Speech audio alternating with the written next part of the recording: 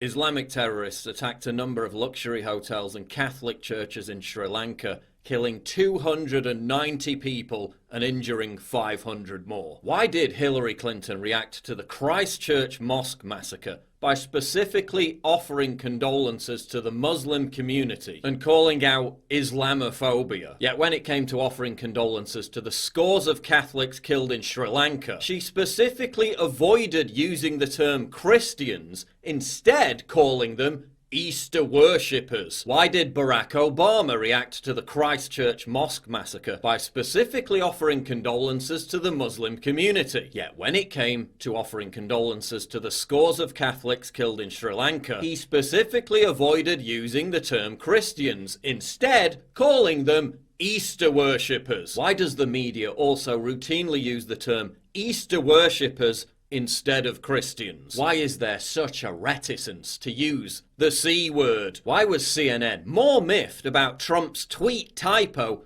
than Obama and Hillary refusing to use the word Christians?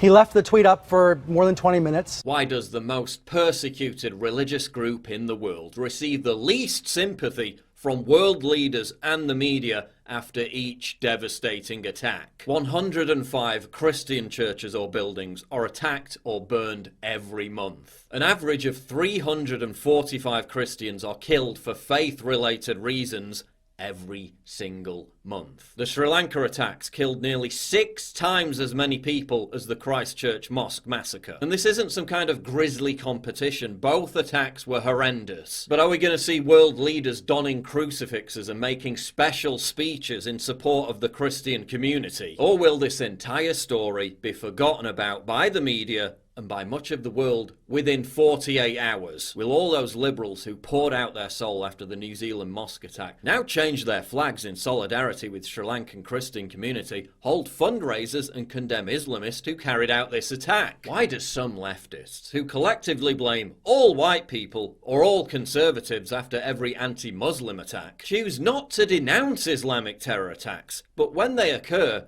to blame the victims? This left-wing journalist responded to a barbaric Islamic terror attack which targeted Christians by blaming Christian missionaries. Have we now reached the stage where the fault lies not with the Islamic terrorist who blew himself up, but with the people who may have offended him? In what kind of messed up clown world does that kind of rhetoric make any sense? Why did CBS News report the perpetrators as religious extremists and not Muslim extremists? Why did it take the media over a day to report the patently obvious that this was an Islamic terror attack? Why did the Sri Lankan government demand that its people not even ask who was behind the attacks? Do they not deserve to know? Why does the Western media routinely hype the threat posed by right-wing extremism, yet routinely downplay the threat posed by Islamic extremism, when the threat posed by Islamic extremism is clearly far greater? One of the alleged suicide bombers in Sri Lanka has been identified as Islamic extremist Zaran Hashim. He previously posted a video in which he stated that, quote, "Anyone who disagrees with Muslims should be killed." Why was this video allowed to circulate by YouTube, which routinely removes or restricts conservative content for little more than being politically incorrect? Why did Al Jazeera journalist Saif Khalid claim that reporting Hashim's name was Islamophobic? Is it now Islamophobic to accurately state that the suicide bombers in Sri Lanka were Muslims? Imagine if Christians targeted mosques during Ramadan and tried to kill as many Muslims as possible. There'd be a global outcry, there'd be weeks of mourning, there'd be permanent recriminations. Sri Lanka, nearly 300 dead, 500 injured, and by the end of this week, it will be a footnote. Why?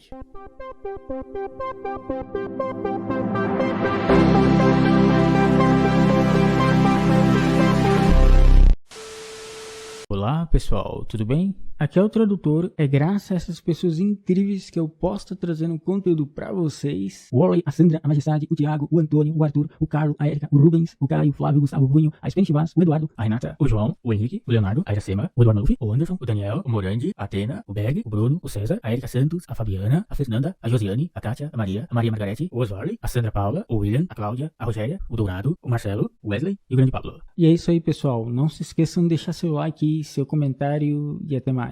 Fui! Grande abraço.